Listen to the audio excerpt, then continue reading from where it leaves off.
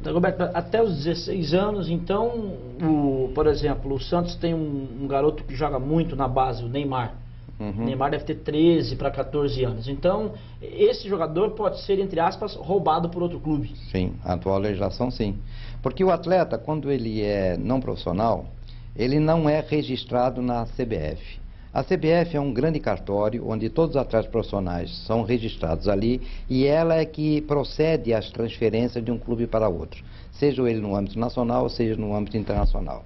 O atleta não profissional, ele não é registrado na CBF, ele é federado nas federações da qual o clube dele está associado. Então, se esse atleta, na condição de não profissional, sair de um clube de São Paulo e for jogar num clube de Porto Alegre, num clube de outro estado, ele vai ser registrado na outra federação, porque essas federações não conversam entre si.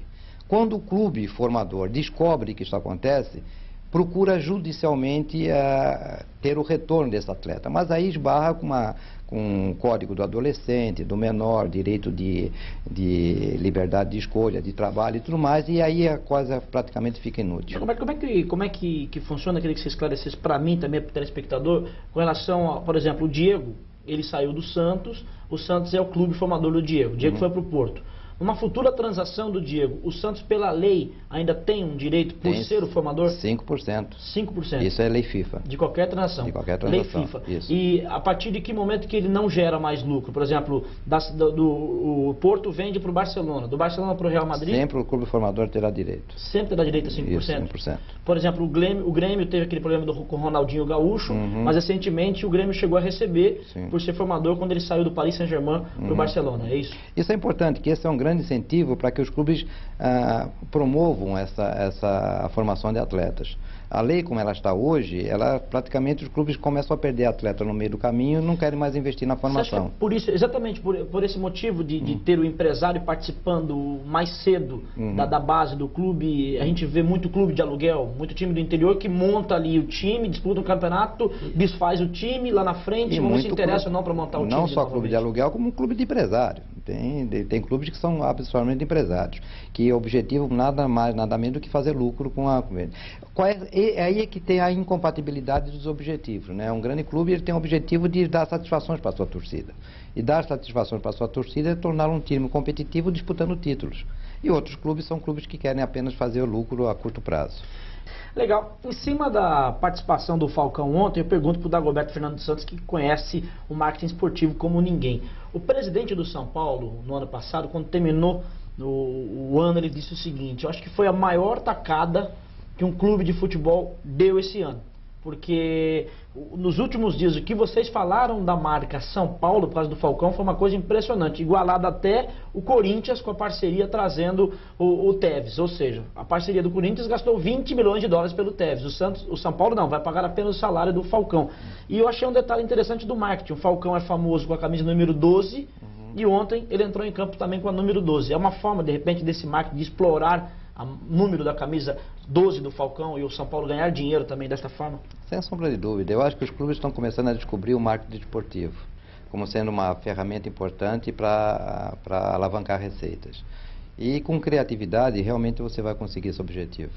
Você não acha que o clube de futebol brasileiro explora muito pouco a imagem do seu jogador? Por exemplo, o clube de futebol paga para o jogador Odinei X na carteira e muito maior na direito de imagem. Só que de repente o Odinei não aparece em nenhum canal de televisão, o Odinei não faz a propaganda da marca que patrocina o clube. Não deveria ser mais explorada a imagem do atleta, enquanto ídolo principalmente? Eu não acho que os clubes exploram um pouco o direito de imagem. Eu sou da linha de que os clubes não sabem explorar o direito de imagem. Né? Eu acho que essa é uma ferramenta extremamente importante até para a preservação do ídolo no Brasil. Né? Eu tenho feito algumas ações dentro do Ministério dos Esportes nesse sentido. Eu acho que as empresas estatais deveriam ser patrocinadoras dos grandes talentos, até como proteção do talento nacional, do produto nacional. Eu imagino uma Petrobras, eu imagino um Correio, eu imagino o Banco do Brasil financiando a imagem, né, de um Robinho, de um jogador de primeira linha, porque aí faria com que o atleta tivesse uma remuneração compatível àquilo que ele receberia na Europa, né, e estaria menos atraído a deixar o Brasil. E quem ganha com isso? Ganha com isso aquele que paga a conta, que é o torcedor brasileiro. Não adianta você dar melhores condições de estádio, mais segurança, mais conforto, mais higiene, se você não dá a ele espetáculo de qualidade. E espetáculo de qualidade você faz com artistas de qualidade. E muitos prematuramente estão deixando o país. Então nós temos que rever a lógica desse negócio. Nós temos que entender que o futebol é a maior manifestação popular do povo brasileiro e, portanto, ele é um patrimônio cultural e deve ser fomentado e incentivado e preservado pelo governo federal. Perfeito. Dagoberto Fernando Santos é o nosso entrevistado, gerente executivo do Santos Futebol Clube. Muito bem, estamos de volta aqui com o Esporte em Dois Toques, na Tri TV, canal 16, NET. O telespectador faz uma pergunta para mim sobre o Rafinha, né? O Rafinha é aquele ex-portuguesa, né? Que jogou no São Paulo também. Se seria legal para o time do Santos Futebol Clube. Vai depender da diretoria, né? O Flávio, por enquanto, é o único lateral direito de ofício. O Flávio está como titular, está meio complicada a situação do Paulo César. Me parece que a definição do Paulo César no Paris Saint-Germain é até o próximo dia 31. Ele me pergunta sobre o Giovani vem ou não. Pelas declarações do presidente Marcelo Teixeira ontem na Vila Belmiro, o Giovani não vem. Até porque o Giovani ainda tem uma condição no Olympiacos e pediu muito dinheiro também para ser repatriado. Dagoberto Fernando Santos é o diretor executivo, gerente executivo do Santos, falando com a gente sobre futebol fora das quatro linhas, que é evidentemente o mais importante. E no final do bloco, Dagoberto, você comentou a respeito dos jogadores que saem precocemente do Brasil, esse êxodo, né?